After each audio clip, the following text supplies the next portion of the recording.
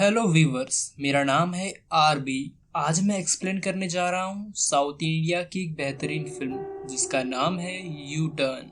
Movie के शुरुआत में हम देखते हैं रचना को, जो अपनी माँ से थोड़ा झगड़ रही होती है माँ बेटी की तरह। ओके, जहाँ उसकी माँ चाहती है कि वो शादी कर ले, लेकिन रचना अभी शादी नहीं करना चाहती है, उसे भी अपना करियर बनाना है। मैं बता दूं कि रचना एक जर्नलिस्ट है, वो टाइम्स ऑफ इंडिया में इंटर्नशिप कर रही है।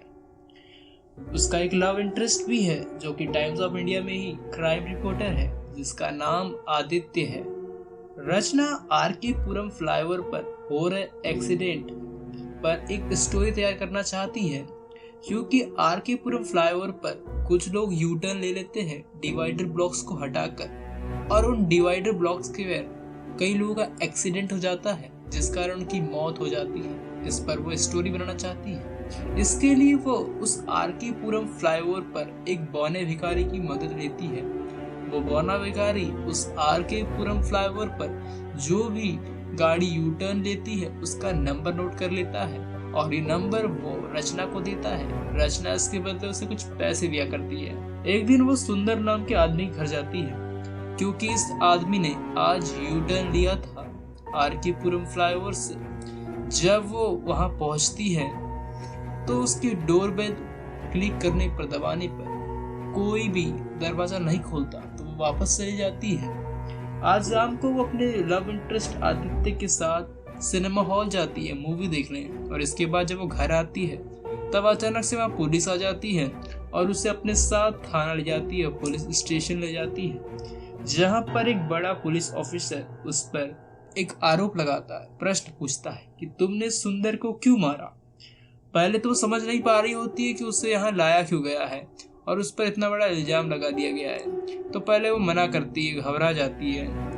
रचना उन्हें बताती है कि वो एक जर्नलिस्ट है, वो एक इंटर्नशिप कर रही है टाइम्स ऑफ इंडिया में, अपने आर के पुरम फ्लाईओवर के बारे में जानकारी देती है। वो बताती है कि उसके घर में गई थी लेकिन उसने दरवाजा नहीं खोला, वो इंटरव्यू लेने गई थी ताकि वो जान सके ऐसे लोगों को कि क्या मानसिकता होती है जो ऐसा यू टर्न ले लेते हैं, नियम की धज्जियां उड़ा देते हैं ट्रैफिक रूल्स की। इसके बाद हम देखते हैं कि जो पुलिस इंस्पेक्टर है, जो पुलिस के अधिकारी है, उस पर बहुत दबाव है ऊपरी, क्योंकि जो आदमी सुंदर मरा है वो एक पॉलिटिशियन का सीए था। इसके बाद हम देखते हैं कि सीनियर पुलिस ऑफिसर अपने घर चला जाता है। फिर वहां पर इंस्पेक्टर नायक होता है, जिससे रचना कहती है कि मैं उस सुंदर को क्यों मारूंगी, मेरे पास 10 और नंबर है जिनके एड्रेस मेरे पास लिखे हुए हैं, जिन्होंने यू टर्न लिया था। इसके बाद हम देखते हैं कि इंस्पेक्टर नायक अपने जूनियर इंस्पेक्टर कहकर उस बौने भिखारी को भी पुलिस स्टेशन बुलवा लेता है, उठवा के ला लेते हैं। यहाँ नायक चेक करता है रचना के बारे में जानकारी, तो वो पूरी क्लियर होती है, साफ सुथरी छवि दिखाई पड़ती है। साथ ही साथ नायक को पोस्टमार्टम रिपोर्ट मिलती है उस सुंदर की कि उसका मौत रात के लगभग 2 बजे हुई है और रचना दोपहर को गई थी। इसका मतलब रचना ने उस सुंदर को नहीं मारा है। इधर नायक को यह भी पता चलता है कि रचना ने जिस 10 नंबरों की जानकारी उसे बताई है कि जिसके एड्रेस उसके पास थे, उन सब की मौत हो चुकी है और उन सब की मौत खुद आत्महत्या से हुई है, ये रिपोर्ट कहती है। तो वो क्वेश्चन करता है रचना से, रचना डर जाती है, रचना को ये सब जानकारी नहीं होती कि वे सब मर चुके हैं। इसके बाद नायक उस बौने भिखारी से पूछताछ करता है, उसे मारते पीटते हैं, पूछताछ होती है, तो उसके पास से एक और नंबर मिलता है जो कि शायद आज उस आदमी का नंबर है, उस गाड़ी का नंबर है जिस गाड़ी ने आज यू टर्न लिया है उस फ्लाईओवर से। इसके बाद उस आदमी को बचाने के लिए, क्योंकि जिन जिन लोगों ने यू टर्न लिया था वे सब मर चुके हैं और उन सब ने आत्महत्या की, ये रिपोर्ट कह रही है, तो जो उस आदमी ने आज यू टर्न लिया है उस आदमी का पता लगाकर उसे घर पहुंचते हैं। वो एक लॉयर होता है जिसका नाम शरद कुमार है। वहाँ खुद नायक उसके घर के अंदर जाकर चेक करता है तो सब नॉर्मल लगता है, तो फिर वो वापस जा ही रहा होता है रचना के साथ वहां से। तब उसके गाड़ी के ऊपर वो शरद नाम का आदमी गिरकर मौत हो जाती है और यह देखकर रचना बहुत ज्यादा डर जाती है। अगली सुबह police officer, senior police officer Rachna को हिदायत देकर छोड़ देता है और कहता है कि तुम इसे दूरी बनाए रखो इस केस से। इसके बाद हम देखते हैं कि कुछ डॉक्टर्स उन 10 लोगों के पोस्टमार्टम जिन्होंने की थी, जानकारी रखते थे, वे नायक को बताते हैं कि इन 10 लोगों में एक चीज कॉमन थी, यू टर्न साइन। और इसके बाद बड़ा पुलिस ऑफिसर इस केस को बंद भी कर देता है, लेकिन नायक यू साइन का पता लगाना चाहता है। रचना सोच रही है कि इन सबको मारना वाला कौन है, क्यों इन्हें कोई मार रहा है, उसका पता लगाना चाहती है। तो वह एक दिन आरके पुरम फ्लाईओवर पर देखती है कि 2 लड़के यू टर्न लेते हैं और उन्हें रोकती है, लेकिन वो लड़के नहीं मानते। यह बात रचना जाकर नायक को बताती है कि उन 2 लड़कों को बचा लो, उनकी जान बचा लो, क्योंकि उन्होंने आज यू टर्न लिया है तो वो मर सकते हैं, कि इससे पहले भी लोग मर चुके हैं। तो नायक उसकी बात को मानते हुए उन 2 लड़कों को अपने बेसमेंट में रख देता है निगरानी में। अचानक से वो देखते हैं कि एक लड़का दूसरे लड़के को मारने लगता है, उस बेसमेंट में अटैक कर देता है। तो पुलिस वाले बेसमेंट में जाते हैं, दरवाजा खोलने की कोशिश करते हैं, लेकिन दरवाजा जाम हो जाता है और दरवाजा नहीं खुल पा रहा होता है। इसी बीच हम देखते हैं कि जब दरवाजा खुलता है और नायक उसके अंदर जाता है बेसमेंट में, तब एक लड़का मर चुका होता है और दूसरा लड़का नायक की गन छीनकर खुद को शूट कर देता है और वहीं मार देता है। इन सब को देखकर रचना बहुत डर जाती है और ये सोचने वाली बात होती है कि ऐसा क्यों हो रहा है। इसके बाद सीनियर पुलिस ऑफिसर इंस्पेक्टर नायक को सस्पेंड कर देता है, क्योंकि उसने उसके बिना जानकारी में रखे 2 लोगों को अपने बेसमेंट पे रखा और इतनी बड़ी घटना घट गई।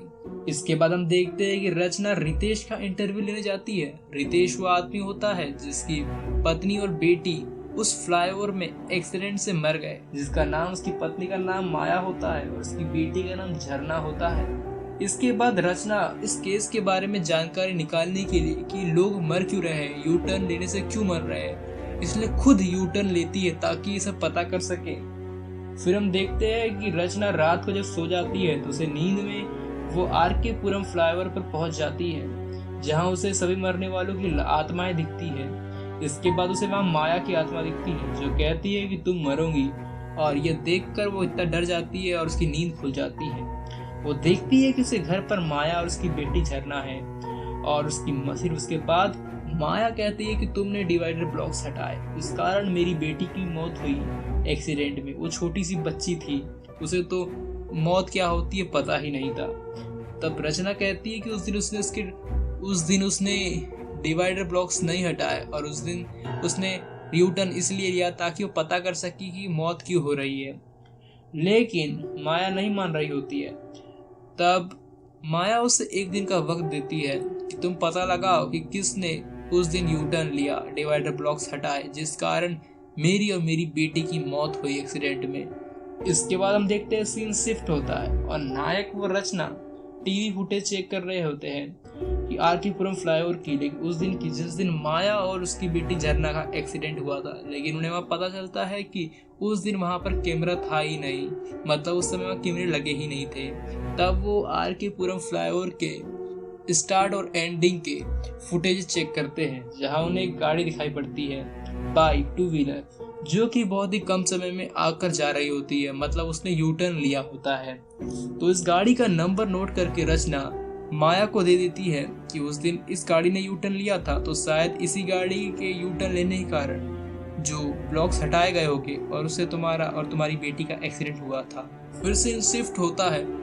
रचना रात को उस गाड़ी के नंबर वाले को कॉल करती है जिसने यू टर्न लिया था, और उस दिन जब वो कॉल करती है तो एक कॉल उठाता है उसका ही बॉयफ्रेंड आदित्य, और वो शॉक हो जाती है। आदित्य बताता है कि ये नंबर उसके भाई का है जो कि वो खुद यूज कर रहा है, वो बाइक भी अपने भाई की यूज कर रहा है। तो वो डर जाती है क्योंकि वो डर जाती है क्योंकि उसने उसका एड्रेस तो दे दिया है माया को, माया उसे मार डालेगी।